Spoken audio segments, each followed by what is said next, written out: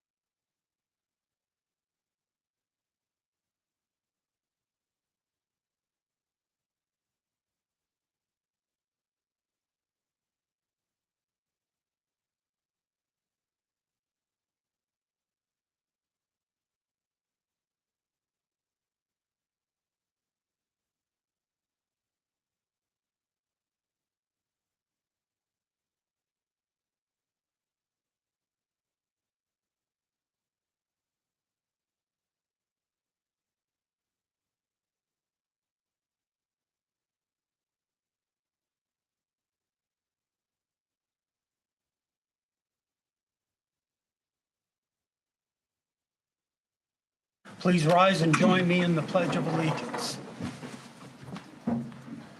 I pledge allegiance to the flag of the United States of America and to the republic for which it stands, one nation under God, indivisible, with liberty and justice for all.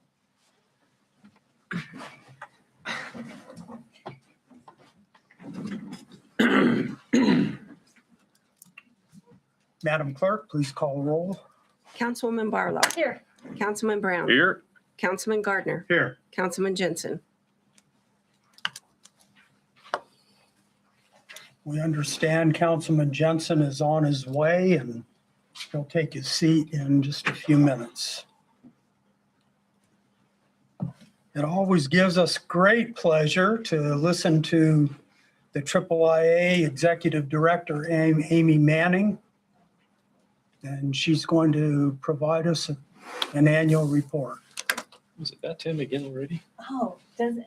I won't take that as offense. No. It seems like you just Seems saw like me. that Is much what time you- hasn't passed.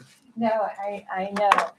I was thinking the same thing. Yes, thank you so much, Mayor and Council. I appreciate the opportunity to be here to give you the annual report of the trust. The IIIA is a self-funded health trust that was founded in 2011. City of Blackfoot is one of the founding agencies.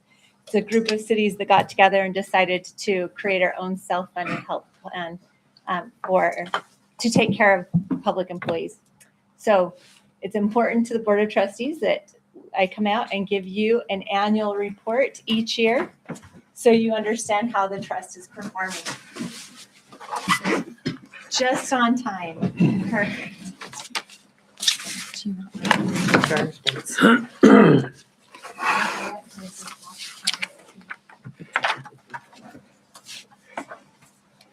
So if you'd like to open your report to page 1, we'll see how the trust ended the year. We had 124 agencies, almost 2,600 employees, right at 6,500 total members when you count spouses and dependents.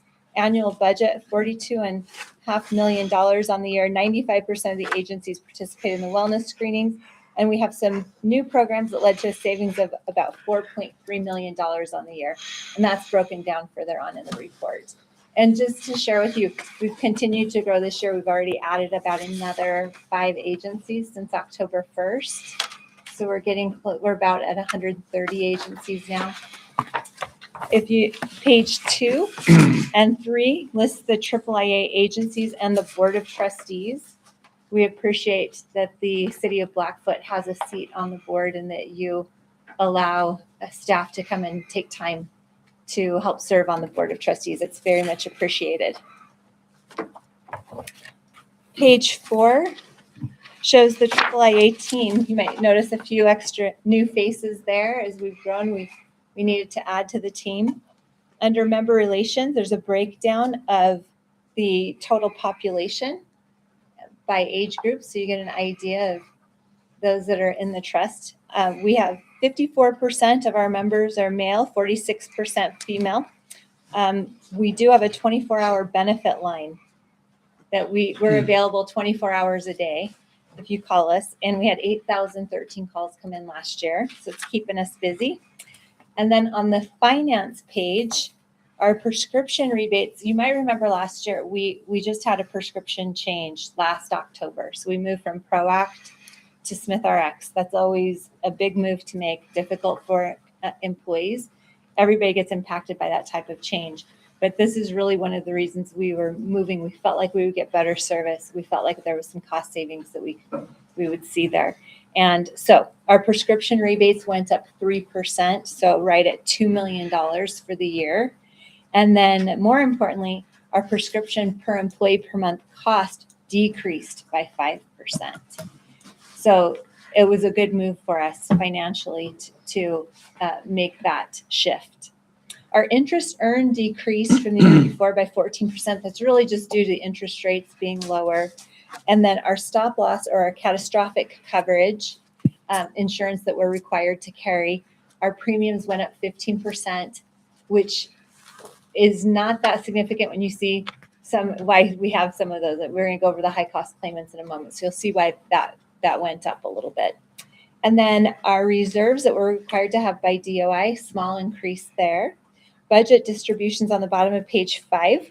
So 86% of all funds, or 86 cents out of every dollar, went to pay claims. Next category is network contract fees. We're self-funded, so we have to rent the networks that we use. So those are those contract rental fees that we have that's running at 9%. Then our operational expenses are 2%, contractors 1%, and our staff costs are 2%. So administratively, we run a very lean budget. And you can see how that's changed year over year on your chart. On page 6, medical and prescription plan information. We rated 42 different agencies, 12 joined, 10 we declined. The others decided to stay with the fully insured plan.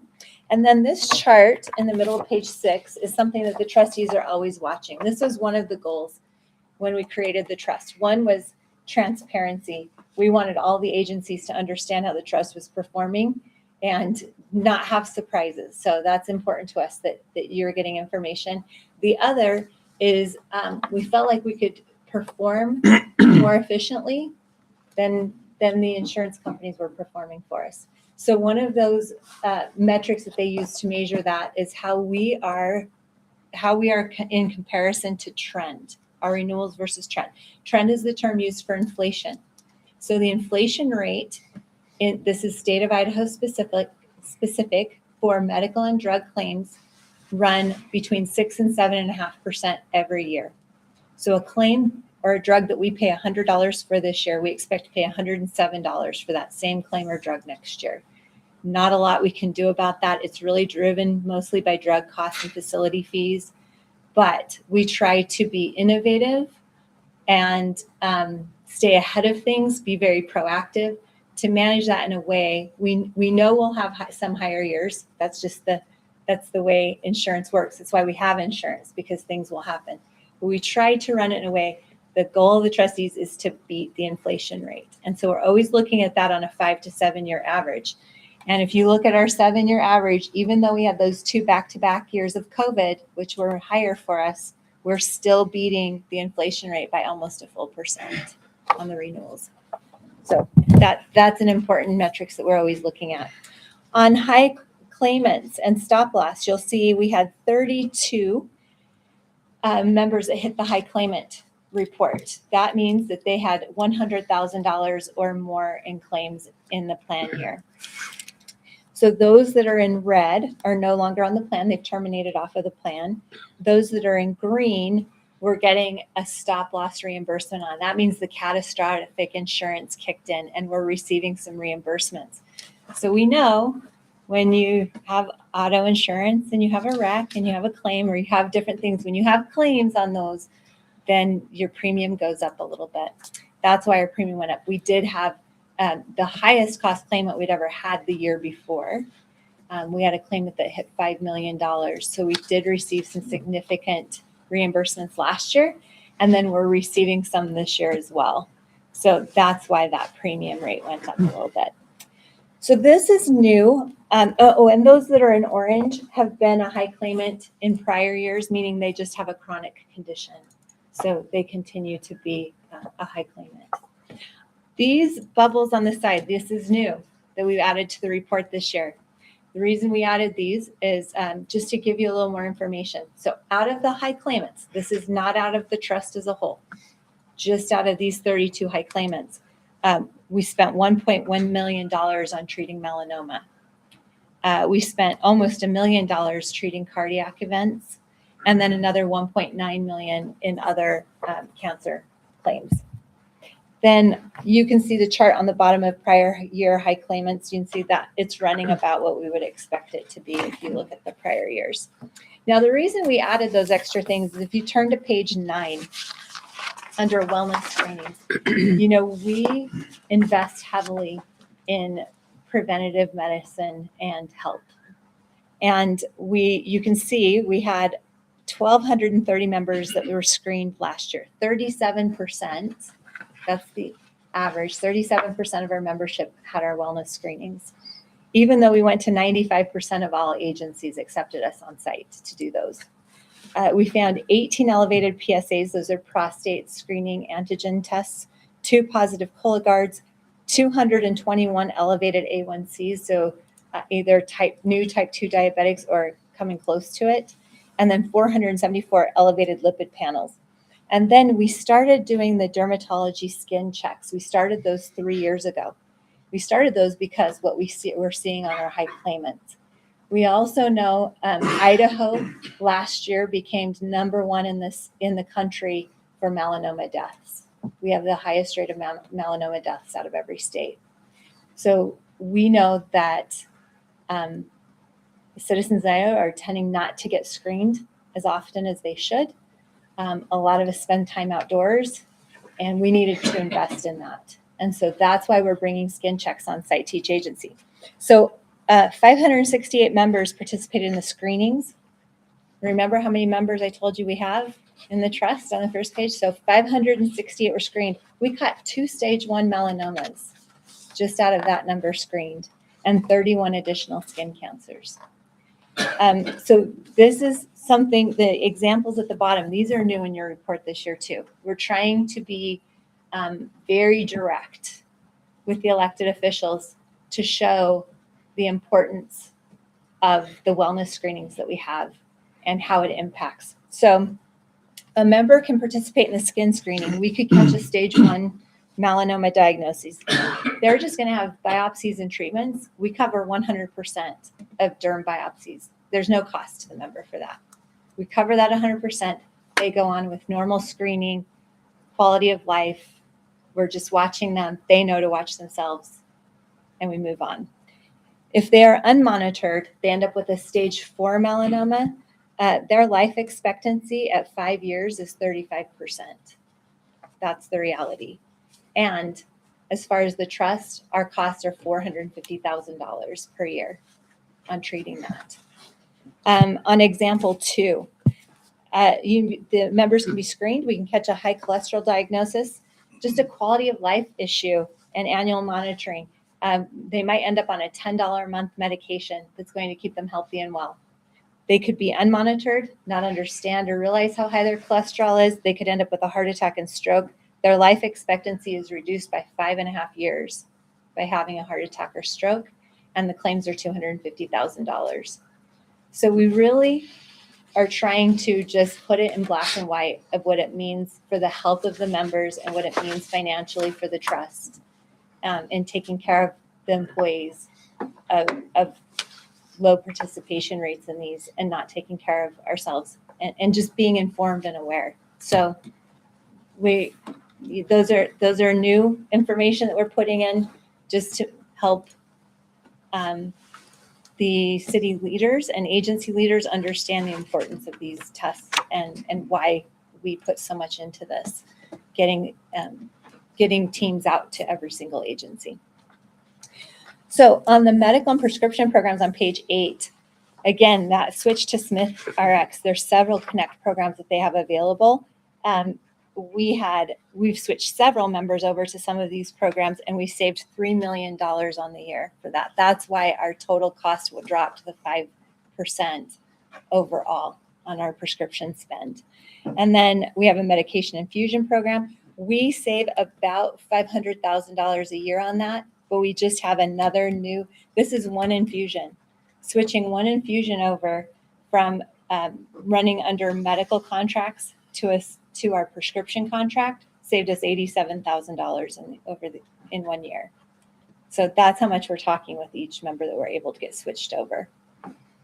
So potential Connect programs, we still have 52 members.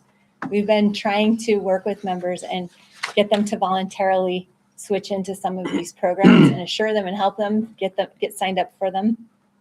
But we still have 52 members that have chosen not to participate. And if they were to join those programs, it would be $500,000 savings for the trust annually. To put that in perspective, that's about 1.5% on your renewal rate. So we are continuing to encourage. I will tell you that at the last meeting, the Board of Trustees did decide to make one of these programs mandatory. So they're hoping people choose to participate, but they have decided to make one of them mandatory to participate in. So there will be a little bit of disruption for a couple of members that they're going to have to sign up for one of these or the savings for the trust. Then we have telehealth, 24-hour care by we have two providers that we work with. 5,318 calls came in last year. If those members had gone to an urgent care, not even an ER, just an urgent care, instead of using telehealth, we would have spent an additional $771,000 in claims above our contracted rate with those providers that provide that service for us. So it's a great program for us to have. And more importantly, we want members to have 24 access to medical care. And then we have other programs listed there, but those are the programs that led up to that savings of $4.3 million for the year. On page 10 and 11 is a breakdown of the dental and vision plans. Those pages are both designed exactly like medical, so you can scan those and see that both of those programs are again performing better than the state inflation average. So those programs are both successful as well. And then on page 12, our mental health program, as a reminder, in 2019, we launched our own mental health program. And we've been pushing members to use their EAP visit. We're always reminding them those are free sessions to see a mental health provider. They get 10 sessions. It's a family benefit, so everyone in the family is eligible for this. 10 sessions per incident per year. And we had 3,022 visits used last year. It's no cost for them to use these. And we're finally seeing that tipping point, which we're happy to see. So we had a 40% decrease in the number of members who went into inpatient treatment for behavioral health or substance abuse. And we finally have those. We have a lot of members using being proactive about their mental health. And we're seeing a difference in that of going into inpatient treatment. So that's good news. Page 13 breaks down some of the first responder programs that we have available. We have a helpline available for them. That's 24 hours a day as well. And we went on site and did 21 critical incident debriefs. So just as a reminder, if a critical incident happens at the city or in any of the departments, let us know. We do send a team in to do a debrief for that.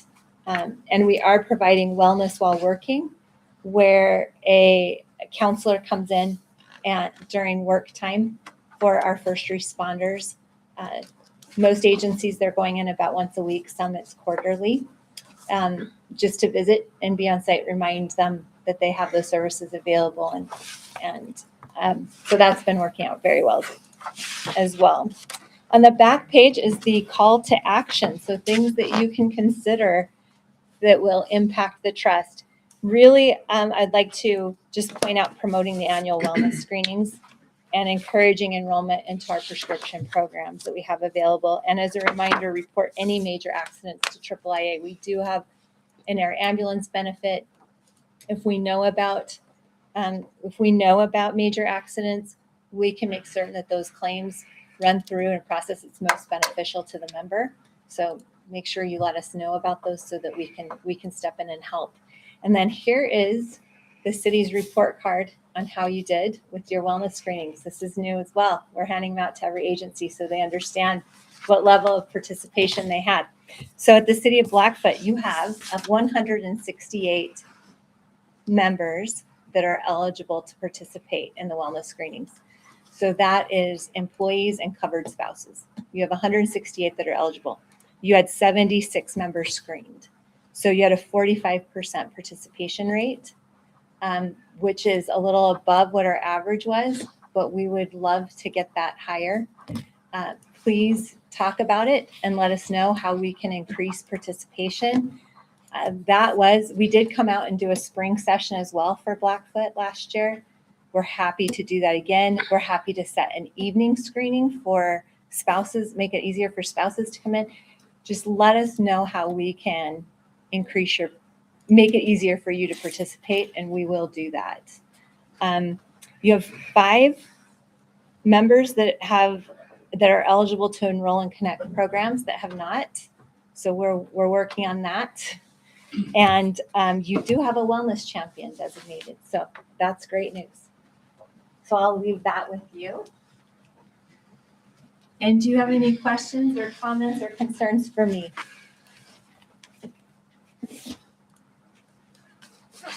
Okay. Amy, I'd like to thank you very much for the help and support you gave us on our first responder sabbatical program. Meant a lot to us how you helped round it out and make it more robust.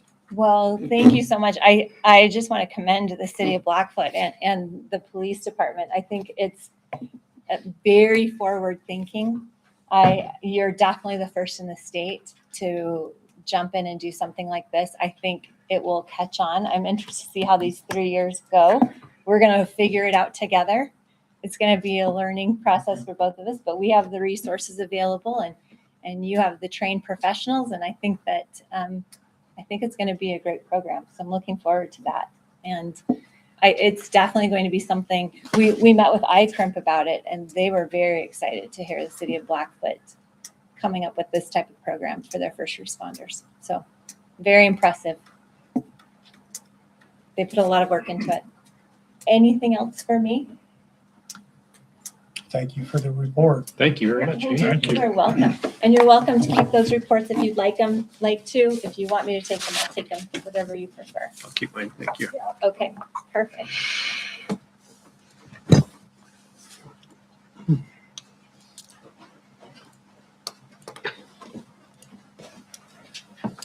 Okay, moving on to the treasurer's report.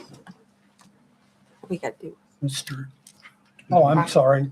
proclamation. Forgot the proclamation. We do need to amend the agenda. I was in the process of writing the proclamation for America 250. Those celebrations will be in 26. Then I received a template for a resolution from County Clerk Pam Eckhart. So I made the edits to it. This will be a resolution. So I would like to have a motion to amend the agenda to include an action item to approve a Second. resolution. Okay, we have got a motion and a second to amend the agenda to include a action item for resolution number 430. 430.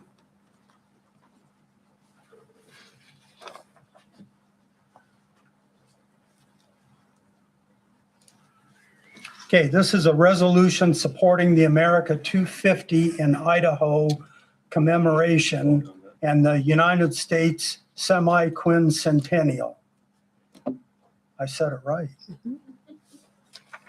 Whereas the year 2026 marks the 250th anniversary of the signing of the Declaration of Independence, and whereas Governor Brad Little proclaimed the establishment of the America 250 in Idaho commemoration in July 2024 to plan, encourage, develop, and coordinate the commemoration of this momentous occasion and honor and recognize the contribution of Idaho's residents to the nation's past, present, and future.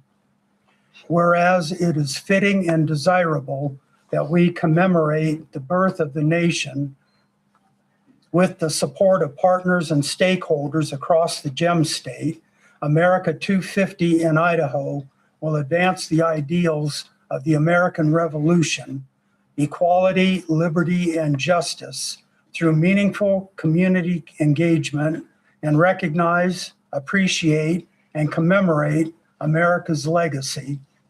And whereas the city of Blackfoot, founded in 1901, has contributed proudly and significantly to the history of our nation and our state for more than 120 years.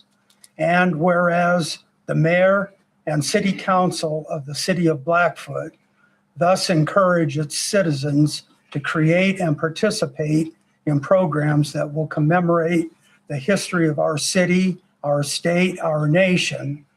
And now therefore be it resolved that the city of Blackfoot hereby endorses the America 250 in Idaho commemoration and its vision to celebrate American history and the invaluable contributions of Idahos to our region, nation, and world. It is further resolved that the city of Blackfoot commemorates the 250th anniversary of the establishment of the United States as an independent nation.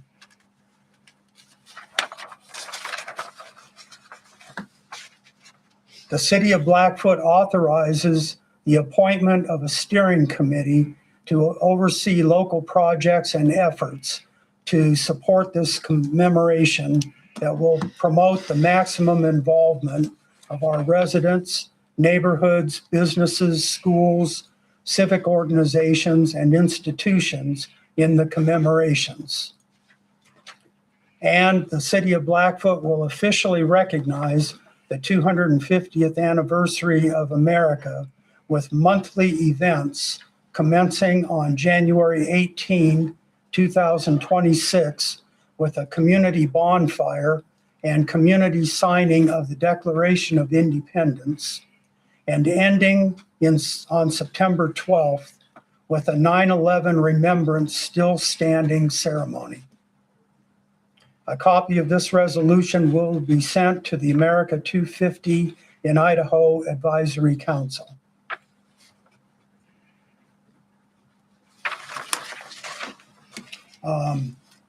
Council, we have been meeting as a steering committee. I believe we've met 6 times now.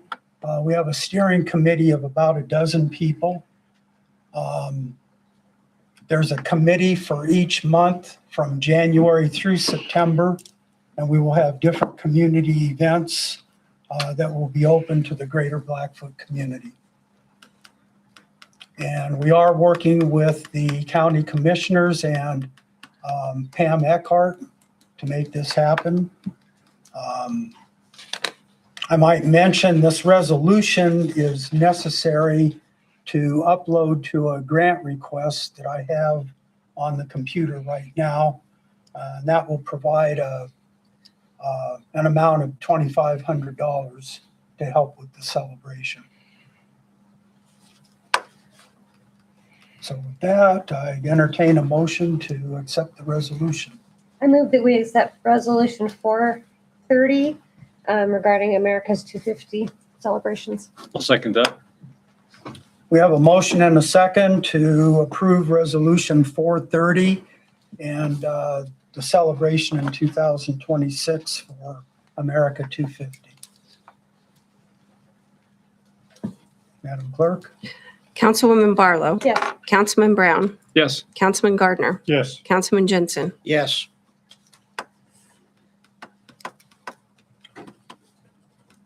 Consent agenda.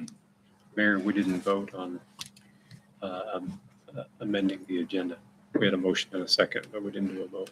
Thought you did. Did we? Oh, better make that vote. We too. didn't. I got you. Thank you, Councilman. Yes. So do we have to go back and, Yes, I just Redo the vote do the on vote the on the motion to resolution. amend. okay. Yeah, do the vote on that one. Okay, we have a, What if we say no? We could go too. We will not. I'm almost done. So. Okay, we have a motion and a second to amend the agenda to include the resolution for America 250. This was to add Reso 430, right? Yes. Okay. All in favor of the motion? Aye. Yes. Motion carries unanimously. And you already had your vote on the resolution, Okay. so I think You you're don't fine. do that again. Yeah, it's clear enough. I'm sorry. Mhm.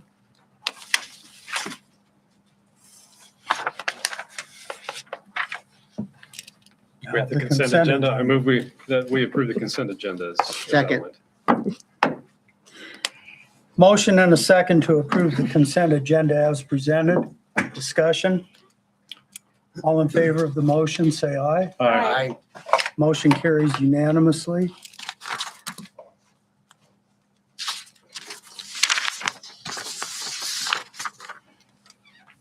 Now, city administrator.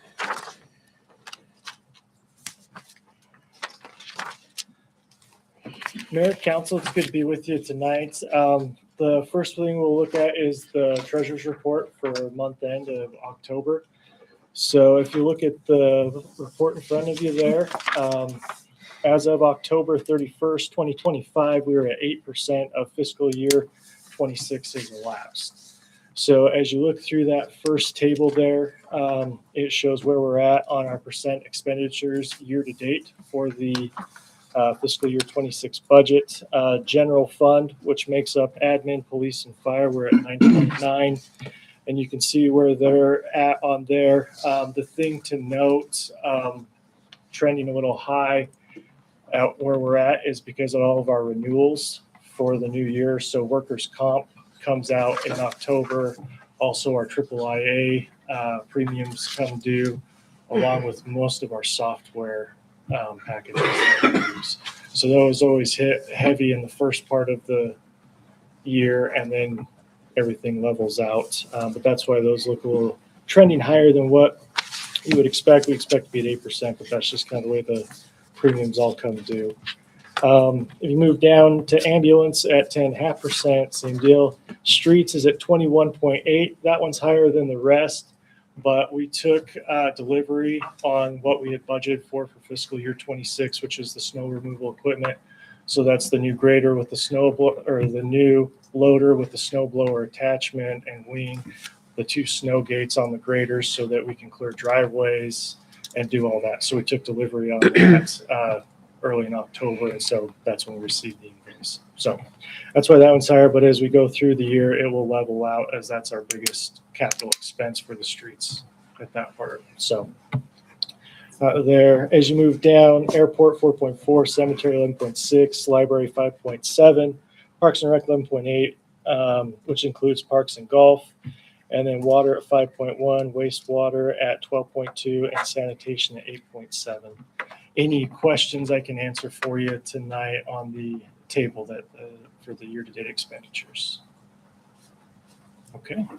Moving down to where we ended the month with our investments and bank accounts. So with Morton Investments, we ended the month at 3.6 million. In the LGIP, we ended at 15 million. Diversified Bond Fund at 3.1 million. The Zions Sweep account closed at 7.4 million. And then the Zions checking closed at $4,329.49. Any questions on our investments or bank accounts for October? Okay. All right. We'll jump on over to the calendar. So December 1st is the due date for the Transparent Idaho report. We submitted ours way back, and we had to make revisions to November. So all those have been submitted with the state of Idaho. So we're just waiting for their, now that they've passed the due date, they'll send out their compliance reports. So we should be in line there. In December, we also are required to submit a road and street report to the state. That is due on December 31st. Scott Murphy, street superintendent, and I usually it takes us a couple hours, and we sit down and go through that and get it filled out and submitted to the state. So we'll work on that through the rest of this month. And then we'll also continue, now that we have year end closed out and all the adjustments made, we'll continue to prep docs for the auditor. So they'll just be getting things ready, following through his audit list. And then moving to January, we'll meet with auditor. Our scheduled time is on the 21st of January. So we'll go through, and they'll go through all of our reports, all of our numbers, and we'll meet together and go through that process. The goal is to be right on schedule and on task with things so that we can present the audit at our council on February. So that's the goal. Right now, we should be on track to meet that. And then also in February, we will start preparing for FY27.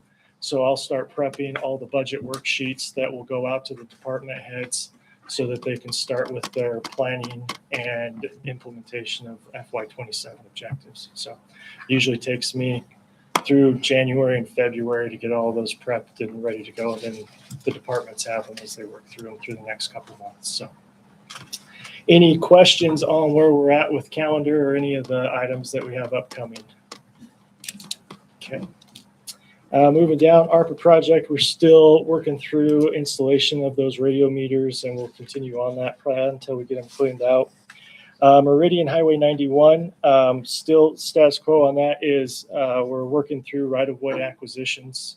The state ITD and LTAC, who we're working with on that, will get the third-party assessor to do those right-of-way assessments and go through that process. So we're just kind of balls in their court at this point. The child safety pedestrian grant that we had that was doing the curb gutter and sidewalk on East Airport Road, all the work on that has completed and finished up. So now it's just project closeout for the grant on that side. And so we'll wind that up through this month. West Bridge Street Bridge, starting final design. We'll have some kickoff meetings here in the next couple weeks just to kind of game plan, and then we'll go into some design meetings come January, and we'll start working through that final design process on the bridge. So that's moving along. Pendlebury got good news and update. State gave go ahead to have Civil Science do the surveying of their property. For a while there, they were going to have their in-house surveyors, but I imagine they were just too tied up with things. So they gave us the go-ahead to have Civil Science move forward. So they'll survey the property, which then we'll be able to determine where the actual easement is of the road. And then they'll grant us the easement to do work on the property. So the state won't relinquish any property. They'll just give us the easement to upgrade it and improve it. So that's moving along now. Once we get that completed, Civil Science will continue to move that forward, and then they'll start working on right-of-way acquisitions as well. Same process as with Highway 91 and Meridian. They'll go through a third-party assessor and move through that process, working with LTAC and ITD. Downtown revitalization's closed, and we finished that. It's just some final documents coming from the Department of Commerce and closing up, but the project itself is done and has been cleared on the punch list items. So happy to move that one off of our list here next month. I'll just touch on well 14. We had a bid opening, but I'll talk more about that as we get down to that part of the agenda. But we did have our bid opening today at 2 p.m. And then the last item on there, Twin Bridges Landing. We did a final walk down last week. All the items in the scope of the project have been done. There's just a couple minor punch list items that the contractor needed to finish up and tidy up, but they were nothing major, so we were able to open that park back up to the public and allow access back in there. So it's good to have that project done. Any questions on any of the projects that we've touched on or gone over tonight? I'd like to mention there was a brief discussion about Twin Bridges at the Bureau meeting this morning. And we were asked the question if there's going to be any kind of ribbon cutting or a ceremony to open it. Recognizing that we're in a cold part of the year, there's probably not going to be a lot of people attend it. And we are going to pull the docks out of the river and put them up on dry ground. We'll do a ribbon cutting in the springtime after we put the docks back in the water. But if you haven't been down there, it's a pretty nice place to take the family, I think. Turned out good. Do you want to give a preview on the wooded area?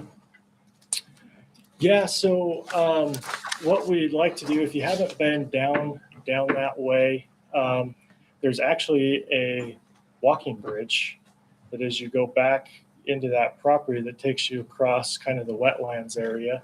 And then there's a trail that runs you all the way to Highway 26. That's a very nice river walk path, great scenery. A lot of wildlife actually resides in there, and some protected species that go through there with birds and different things. And so we'd like to continue to see, greenways, pathways built out and give people opportunities to walk through there. So we've been pursuing and looking at grants with the Idaho Parks and Rec Department and other funding sources to get monies to enhance and develop that trail system and to make it actually a place that is inviting and people want to use and be down there. And so that we're working with JUB to help us kind of build that out and design that so that we have a good solid plan to take to the Department of Parks and Rec and be eligible for their grant money that they have each year. So we'd like to continue to pursue those projects. Most of the Idaho Department of Parks and Rec grant monies is for trail systems. Whether they're motorized vehicles or non-motorized or for fishing, both motorized fishing or non-motorized, that's really what they cater to. And so the director came, the Idaho Department of Parks and Rec director came and looked at it and thought this was one of the great hidden gems in the community that not a whole lot of people know about. So they're actually really excited about the project and would like to see the grant monies go there as well. So it's more to come, hopefully, as we keep pursuing that. Let's say. Anything else you want to touch on with that, Mayor? Or? No, I think it'll be an exciting project for the citizens in the community. Yeah, really beautiful riverfront out there. So The city does own at least 2 of the parcels of ground there, and ITD has some ground, and the state of Idaho does. We don't anticipate any problem getting permission to develop that.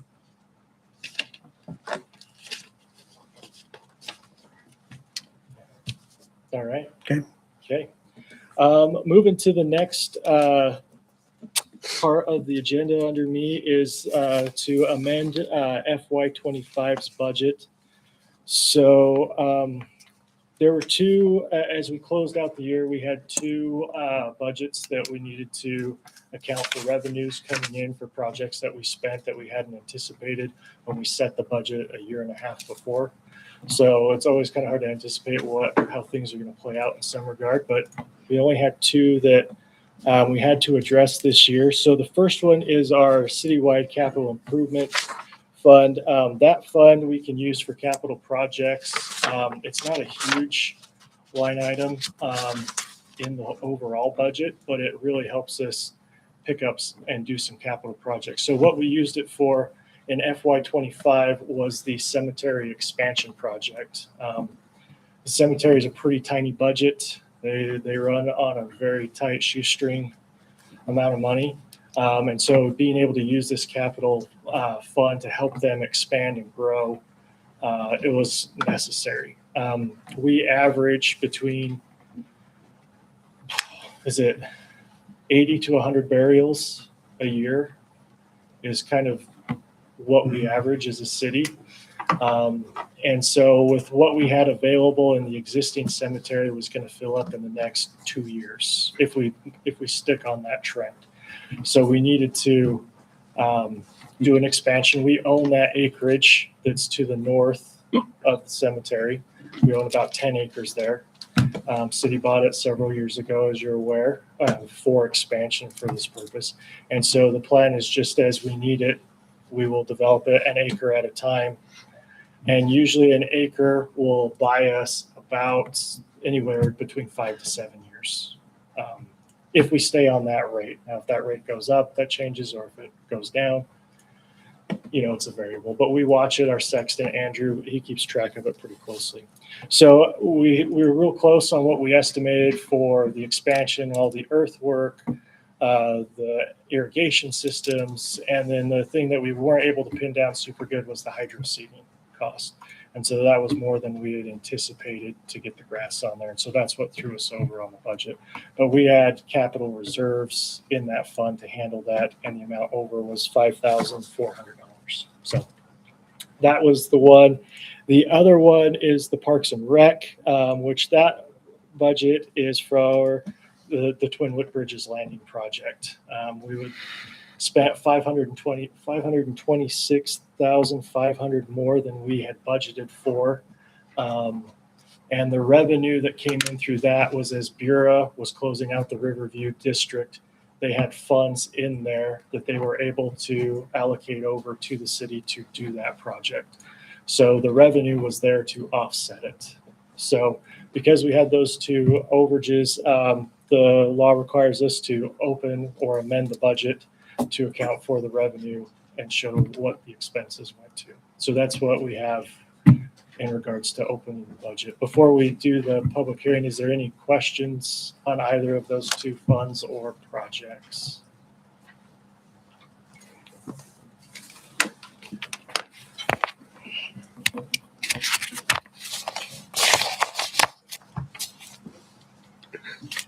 Can I have the clipboards? Yep, I'll get you. So can we have a motion to go into public hearing? So moved. I'll Second. second.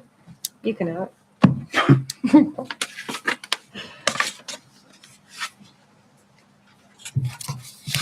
Okay, we have a motion and a second to go into hearing on reopening the budget for fiscal 25. Madam Clerk? Councilwoman Barlow. Yes. Councilman Brown. Yep. Councilman Gardner. Yes. Councilman Jensen. Yes.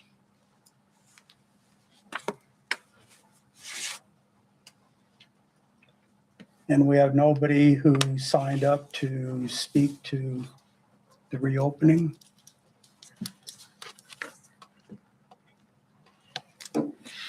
So with that, can I have a motion to move back into regular session? So moved. Second.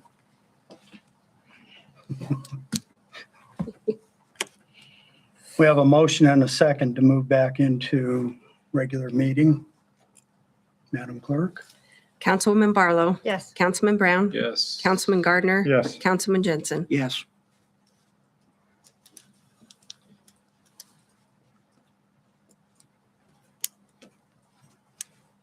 Okay, so with that, we do have an ordinance prepared for the council for the annual appropriations amendments. So I've got that. I'll go ahead and read it for you. City of Blackfoot, Bingham County, Idaho, ordinance number 2282, annual appropriations amendment 2024-2025. An ordinance of the City of Blackfoot, Idaho, amending ordinance number 2258, the appropriations ordinance for the fiscal year beginning October 1, 2024, appropriating additional monies that are to be received by the City of Blackfoot, Idaho in the sum of $531,900, providing for repeal of conflicting provisions and providing an effective date. Be it ordained by the Mayor and City Council of the City of Blackfoot, Bingham County, Idaho, Section 1, that ordinance number 2258, the appropriations ordinance for the City of Blackfoot, Idaho for the fiscal year commencing October 1st, 2024, be and the same is hereby amended as follows. That the additional amount of $531,900 be appropriated out of the revenues of the Capital Improvement Fund and Parks and Rec Fund to be used for authorized activities. Section 2, all ordinances and parts of ordinances in conflict with this ordinance are hereby repealed. Section 3, this ordinance shall take effect and be in full force upon its passage, approval and publication in one issue of the Post Register, a newspaper in general circulation in the City of Blackfoot, and official newspaper of the said city. Passed under suspension of rules upon which a roll call vote was taken and duly enacted, an ordinance of the City of Blackfoot, Bingham County, Idaho, at a convened meeting of the City of Blackfoot City Council held on the 2nd day of December 2025. What ordinance number was that again? It is ordinance 2282. 2282? Yes. I move that we approve ordinance 2282 as presented and waive any required readings. I'll second.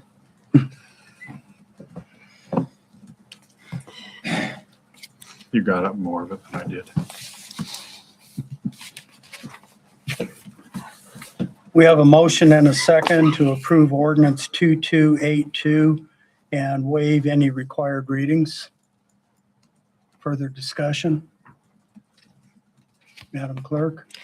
Councilwoman Barlow. Yes. Councilman Brown. Yes. Councilman Gardner. Yes. Councilman Jensen. Yes. Okay. Moving to the third item under me on the agenda is award of contract for the production well, number 14. So as I mentioned earlier, we did have our bid opening for that production well drilling. That occurred at 2 p.m. today. We had 3 contractors put in bids for it, and those bids were opened, and then they were what's the word I'm looking for? By the engineer. Evaluated by the engineer to make sure they're qualified bids. And so what we did get back is they all were qualified bids. The low bidder was Jody Denning Drilling Incorporated, and their low bid amount came back at $169,972. So with them being the low bid, we just need to make a motion to a notice of award to them, which would give the mayor authority to award them the bid. And then just kind of for your information, tentative schedule, if they receive the notice of award this week, then they'll schedule a pre-construction meeting the week of December 15th to get with the contractors and engineers. And then they anticipate to start construction during the first full week in January and plan to drill when temperatures are above 20 degrees. So weather permitting and cooperates with this, we can start punching the well here in January. So that's kind of the tentative schedule, as long as everything just continues to go according to plan. So What was the spread on bids? Was the high bid quite So- higher than that? yeah, so the high bid for the project was American Pump and Drilling, and they were $257,290. Wow. So yeah, so the engineer's estimate was at 250,000. Oh. So we were pleasantly surprised Yeah. that we saw the bid come in so much lower. So, and if you don't remember, but Denning Well Drilling, they're the ones that did the test well. Oh, So okay. it's the same. Okay. So it's the same chief, it's the same contractor. Yep. Okay. Then I'll make the motion that we approve the low bid from Denning Well Drilling for $169,972. Second.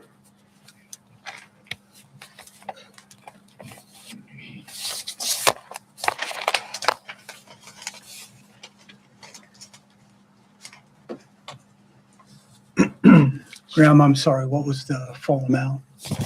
Full amount was 169,972.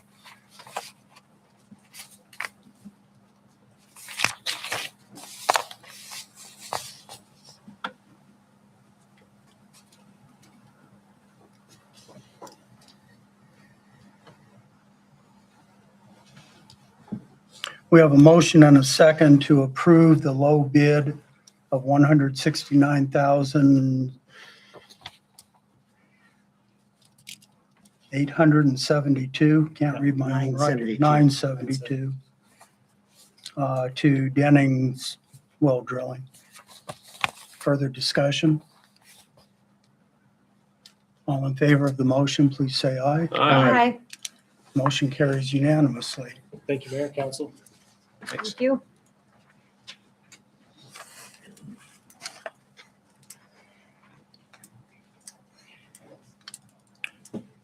Okay, council members, you received a copy of the DEQ consent judgment.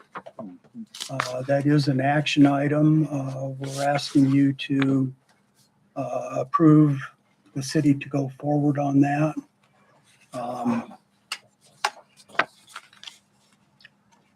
It's like any lawsuit, it has a lot of legalese in it. A little bit of background on it. About a year ago, we received an intent for a lawsuit from Snake River Waterkeepers. And we found out that they go through various state records and come up with violations on drinking water and wastewater. And they issue a lawsuit to cities and hope for a settlement. This was about the 10th or 12th city to be sued in Idaho, Or threatened, yes. threatened. They're making a business out of it. We talked to DEQ and asked DEQ to sue the city. Knowing that we can work out a timetable with DEQ.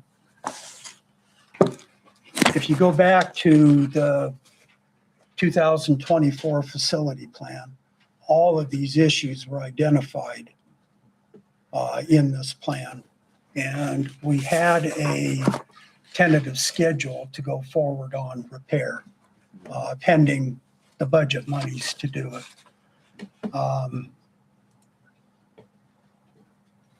There is a table in there that outlines all the things that need to be done.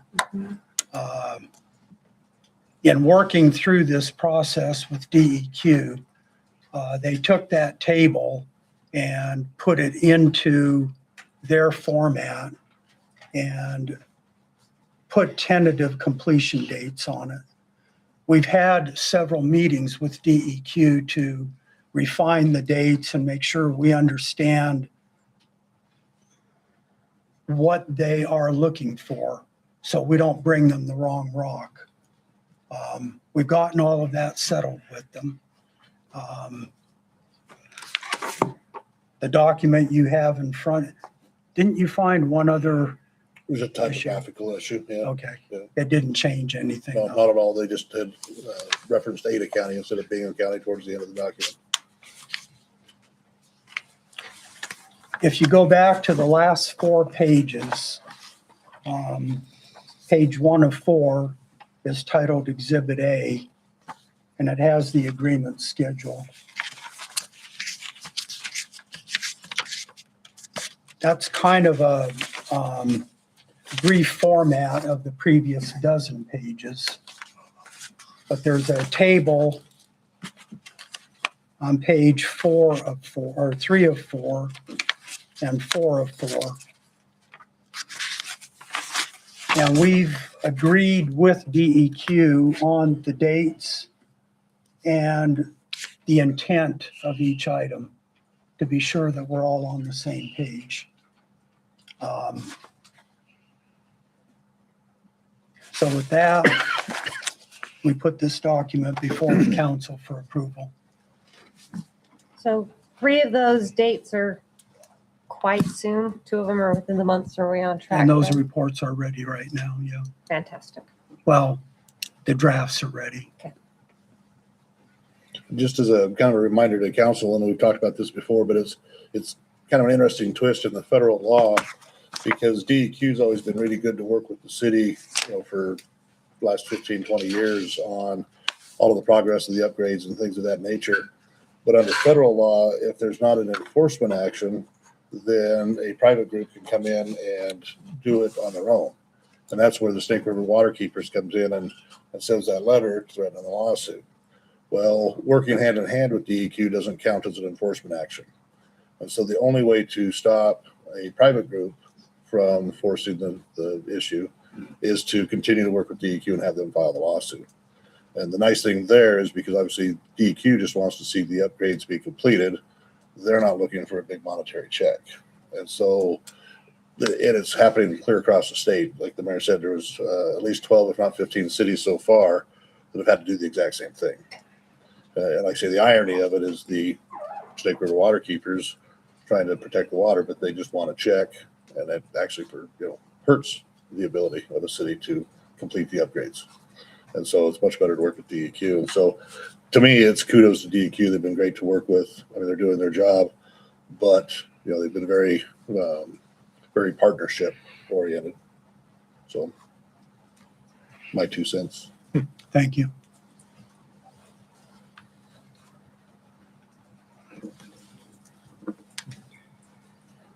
Okay, so we need a motion to approve the DEQ consent judgment. Yeah, motion to authorize the To mayor to sign. approve the Okay, signing of the consent judgment. then I'll move that we approve the signing of the consent agenda by the mayor. I'll second that. We have a motion and a second to approve the mayor to sign the consent agenda. Consent Or judgment. judgment. Sorry if I said that wrong. Consent judgment. That was me. To sign the consent judgment with DEQ. Madam Clerk? Councilwoman Barlow, Yes. Councilman Brown, Yes. Councilman Gardner, Yes. Councilman Jensen. Yes.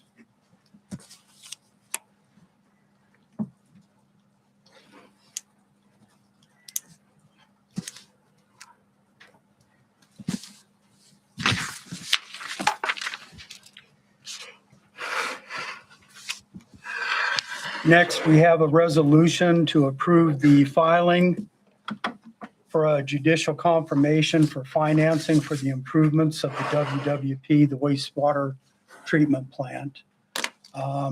Again, going back to the facility plan, it was estimated to be about 50 million to do all the things that they had in the plan.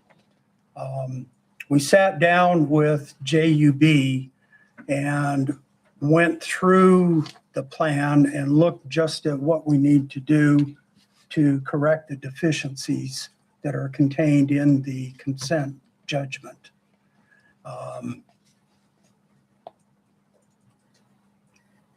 That's been going on for about 2 months now, and that was one of the reasons we hired Clearwater Financial to help us through the financial aspects of it. And trying to keep the costs down as low as possible, number one, but to keep the potential for increasing the utility costs as much as we could. Where we were looking at 48 to $50 million, we've whittled it down to about 28, 510. 25,810, yeah. 25,810. That is going to result in a annual increase to the utility rates of 3%. Now, in a lot of ways, that's just keeping up with inflation. But that's what we need to do to service the debt on this.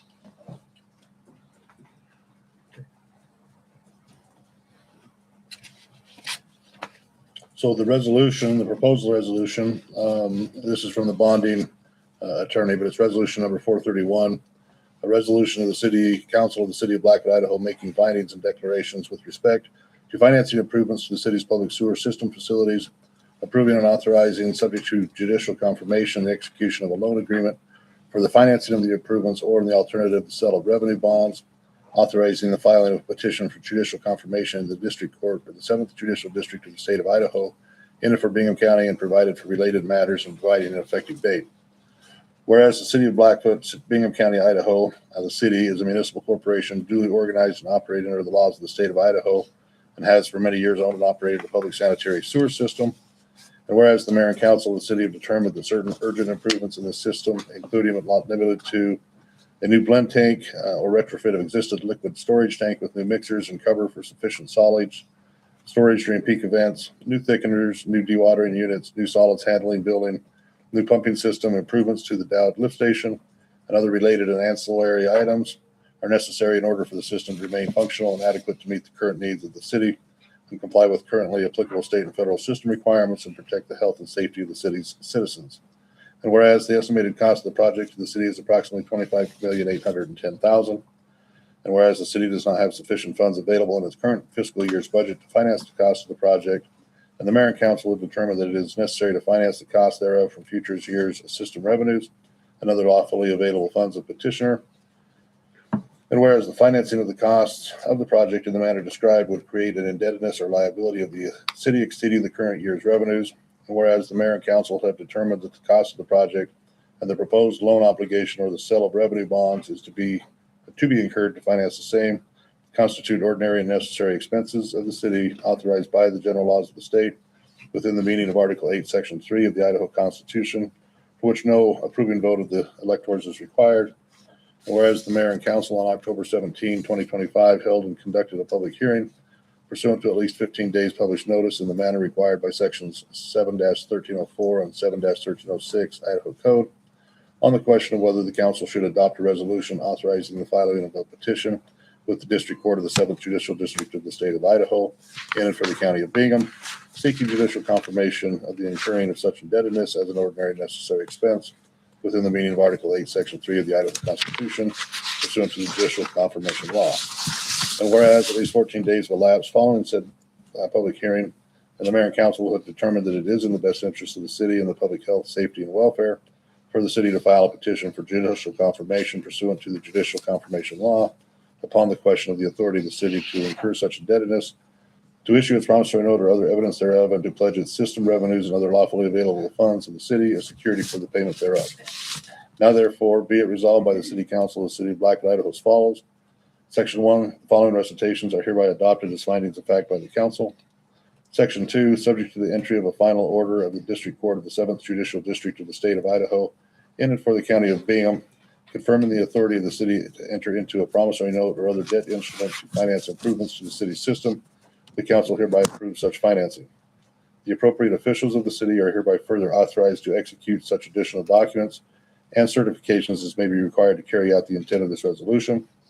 Section 3, the law firm of MSBT Law, chartered Boise, Idaho, is hereby authorized to file such petition on behalf of the city and the district court to take all actions necessary with respect thereto in order to obtain a judgment of the district court in accordance with the prayer of the petition. Section 4, the council hereby finds and declares that the proposed indebtedness and any evidence of indebtedness executed pursuant thereto for the financing of the project constitute an ordinary and necessary expense of the city, authorized by the general laws of the state of Idaho within the meaning of Article 8, Section 3 Idaho Constitution, for which no approving vote of the electors of the city is required for the following reasons.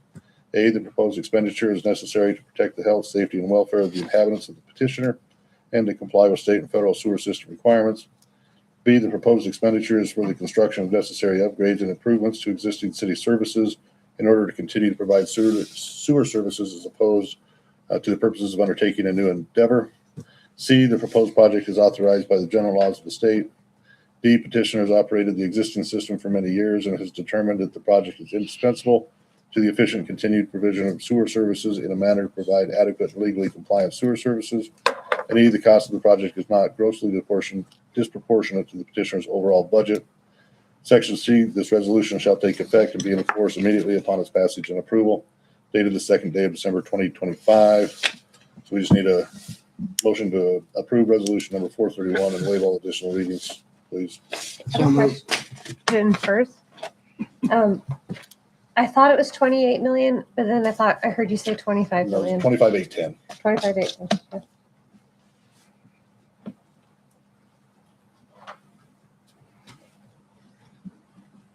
So moved.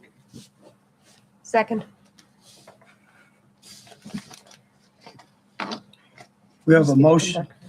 Sorry. We have a motion and a second to approve resolution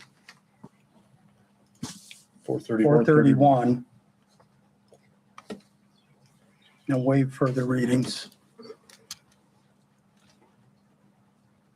Madam Clerk? Councilwoman Barlow, Yes. Councilman Brown, Yes. Councilman Gardner, Yes. Councilman Jensen. Yes.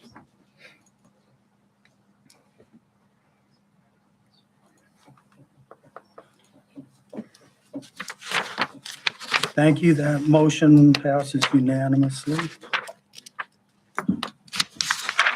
Next is a easy item. I didn't ask before, did all the council members get a copy of the email on a request that we vote for an ICRIMP Board of Trustees member? The city gets one vote. So we've got two choices: Robert Berlin, the mayor of the city of Roberts, and Jared Hillier, the mayor of the city of Hayden.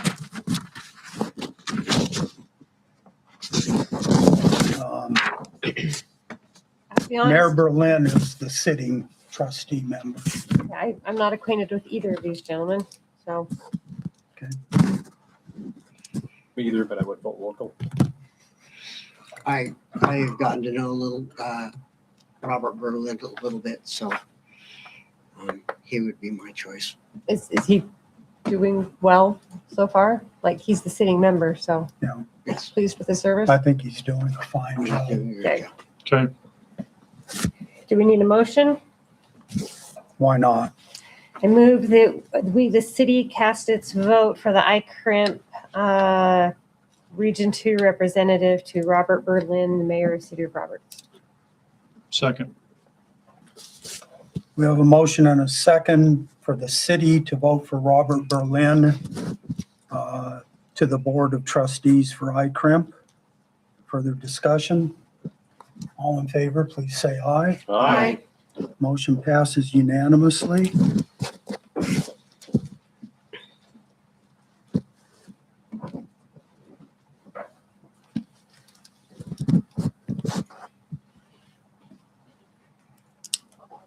So I will send this off tomorrow.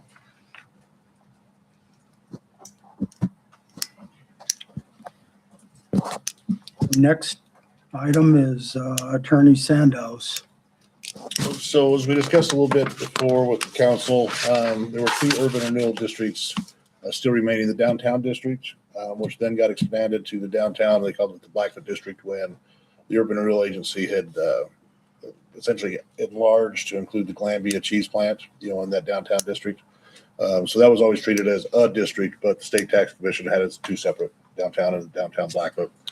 Then the 3rd district was the Riverview area. And the Riverview area has naturally taken its course, has paid off the bonding that was taken 20 years ago on that. And so that's all been completed as designed. And the downtown project, if you remember, the bonds on those weren't originally anticipated to be paid in full until 2030.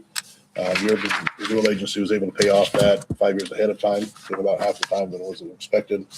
And so those 2 revenue allocation areas are complete. And all of the money has been earmarked. All of the last kind of winding up details have been taken care of. And so the council just needs to pass an ordinance that essentially notifies the county and the state tax commission and those other entities that those funds will no longer be allocated to the urban renewal agency. They get allocated to the city and the county, as they would have, but for the urban renewal agency. So anyway, so it's a very simple ordinance. I'll just read it real quick. What would the number be? 2283.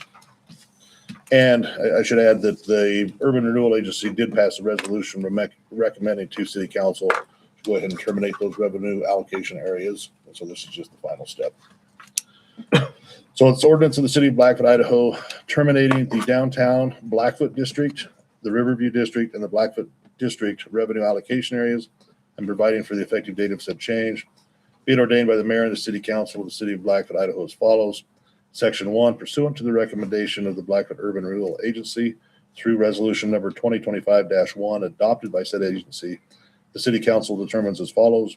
1, that the downtown Blackfoot, the Riverview, and the Blackfoot revenue allocation areas are hereby terminated so that the last tax revenue to be allocated to these revenue allocation areas shall be the second half of the 2024 property taxes, which are collected in June of 2025, and then no further property taxes be allocated to the 3 revenue allocation areas. 2, this termination shall not affect any future revenue allocation areas. Section 2, that the effective date of this ordinance shall be after passage and publication as provided by law, passed and approved by the mayor and city council the 2nd day of December 2025.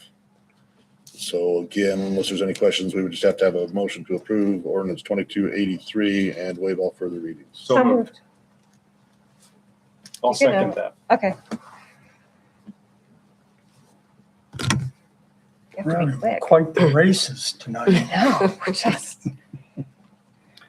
We have a motion and a second to approve ordinance 2283, which will terminate Riverview and downtown revenue allocation areas and waive further readings.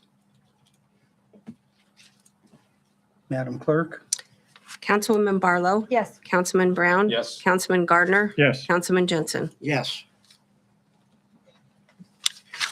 The motion passes unanimously.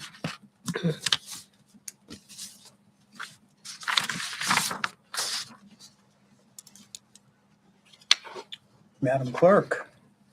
Yes. So the next item is approve the canvass of the November 4th general city election. And I think you have the detailed results for the mayor's election in your packets. Do you have any questions about that? Everything went without a hitch. I went to the canvass meeting at the commissioners and everything went well and we had a good turnout of voters. So Good turnout. I would move that we approve the canvass of the November 4th, 2025 general elections, city elections as presented. I'll second that. We have a motion and a second to approve the canvass of the city mayoral election. Any further discussion? All in favor of the motion, please say aye. Aye. Motion passes unanimously.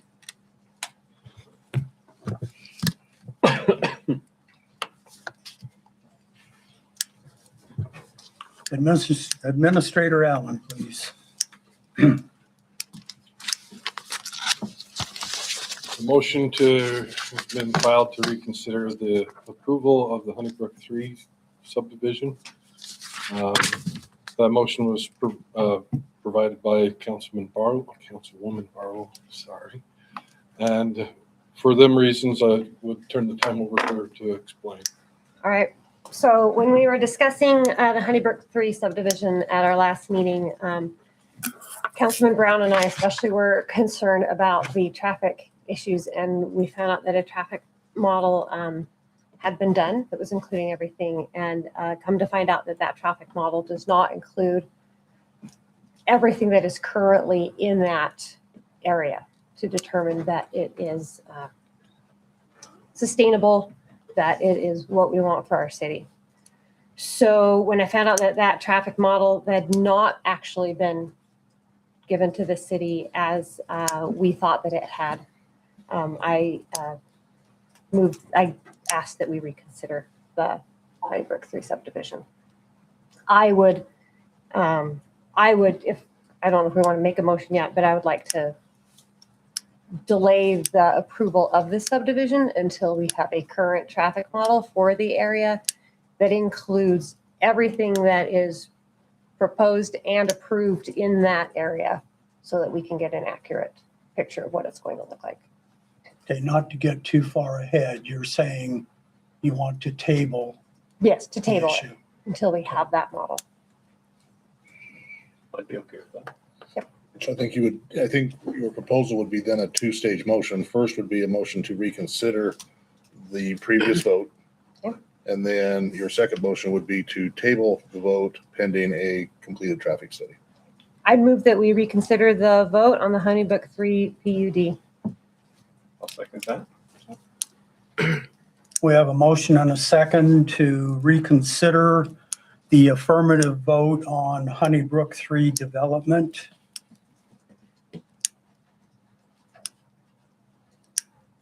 Further discussion. In favor of the motion, please say aye. Aye. Okay, now I. Opposed? Oh, sorry. Nay. Okay, and the vote's 3-1. Okay, now I will, sorry, get excited. Now I would like to move that we table the vote for the Honeybrook 3 PUD until such time that we get a current and accurate traffic model for current developments, proposed developments, and approved developments in that area that affects that traffic flow.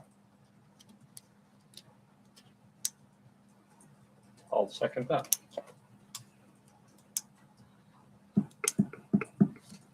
I'm not going to remember all that, so I'm going to paraphrase.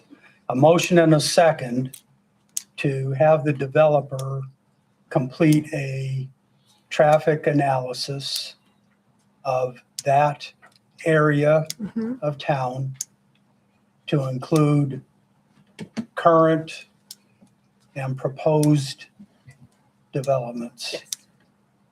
Okay. Further great. discussion? In favor of the motion, please say aye. Aye. Motion carries unanimously.